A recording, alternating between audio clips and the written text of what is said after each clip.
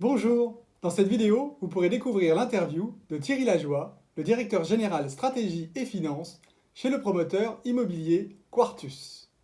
Il nous parlera de son exceptionnel parcours, mais aussi du business model de Quartus. Pour finir, il partagera avec nous sa vision du marketing dans le secteur de l'immobilier.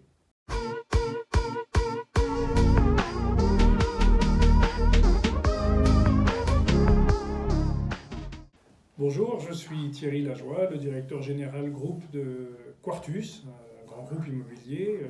Je suis spécialement chargé de la stratégie et des finances et j'interviens sur toutes les fonctions du groupe. Je viens de loin parce que j'ai déjà un certain âge, 10 ans de décision publique, pour tout dire de cabinet ministériel sous les deux septennats du président François Mitterrand. 10 ans de gestion publique ensuite dans des établissements publics de l'État, dont Voies navigables de France ou l'Union des groupements d'achat public. Et puis depuis près de 20 ans maintenant, de l'entrepreneuriat public et privé. Le fil rouge, progressivement installé, c'est la ville, au sens le plus large du terme, c'est la cité, c'est notre commun. Le groupe Quartus, qui est présidé par Emmanuel Logno, est une participation indirecte des banques populaires. C'est l'acteur immobilier des banques pop. Alors on fait plusieurs métiers, de la promotion immobilière résidentielle, on construit des logements, de la promotion tertiaire d'immobilier d'entreprises et de services, des résidences gérées. Ça c'est pour le travail. Et puis, c'est une singularité du groupe Quartus, nous avons une grande compétence et une grosse activité en immobilier logistique. Ça peut être de la grosse logistique, et comme de la logistique urbaine, les enjeux de notre temps. Promoteurs immobiliers, nous sommes, généralement, nous nous retrouvons maîtres d'ouvrage privés sur des fonciers privés, sur des fonciers publics, après désignation au terme de consultation, de procédures de mise en concurrence par des collectivités ou des aménageurs, ou après autorisation de construire d'une ville quand nous avons négocié avec des propriétaires. Nous sommes donc un acteur du logement, un acteur du bureau, un acteur de la logistique, et ce à quoi nous prétendons, c'est être un acteur de la fabrication de la ville. Nous avons une activité importante qu'on appelle chez Quartus d'ensemblier urbain, qui est une activité proche de l'activité d'aménageur, ce qui me renvoie à mes passions les plus anciennes. Une activité d'aménageur parce que les grands projets, les projets mixtes, les projets multiproduits nous passionnent. Pour Quartus, le marketing immobilier, c'est essentiellement 3 champs. En tout cas, c'est comme ça que moi je le vois et comme ça que le président Logno veut impulser le marketing chez Quartus. La première chose, le premier champ, c'est la connaissance du client. Quelles sont ses attentes? Ça demande beaucoup d'études. Quelle est la ville qu'on va fabriquer demain pour qu'elle réponde aux souhaits? Alors bien sûr des contraintes de la planète, mais aussi des usages des habitants, des salariés, des entreprises. Comment on va imaginer cette ville de demain, cette ville décarbonée, cette ville des courtes distances, car le promoteur immobilier, il a beau le plus souvent construire sur sa parcelle, sur son îlot, nous prétendons, nous, chez Quartus, qu'il ne va pas construire intelligemment sans bien connaître les attentes des territoires, des élus, des usagers, des salariés, des entreprises, des habitants.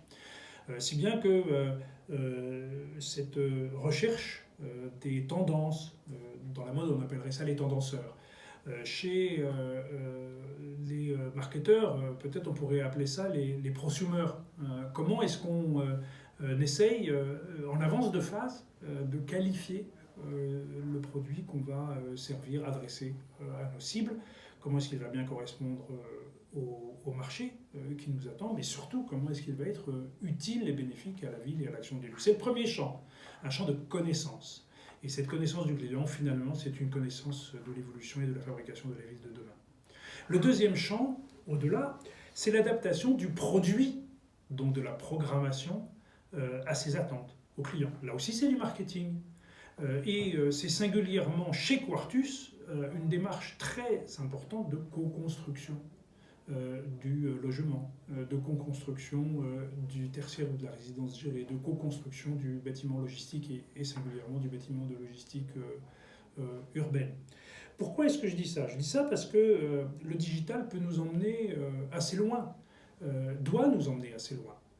Je pense à la personnalisation du logement qui est un de nos dada chez Quartus. La personnalisation du logement, c'est la possibilité donnée à chacun de co-fabriquer son logement. Nous, chez Quartus, nous avons la conviction que l'empowerment, on dit la capacitation, des citoyens est une vertu, un vecteur majeur de la fabrication de la ville de demain.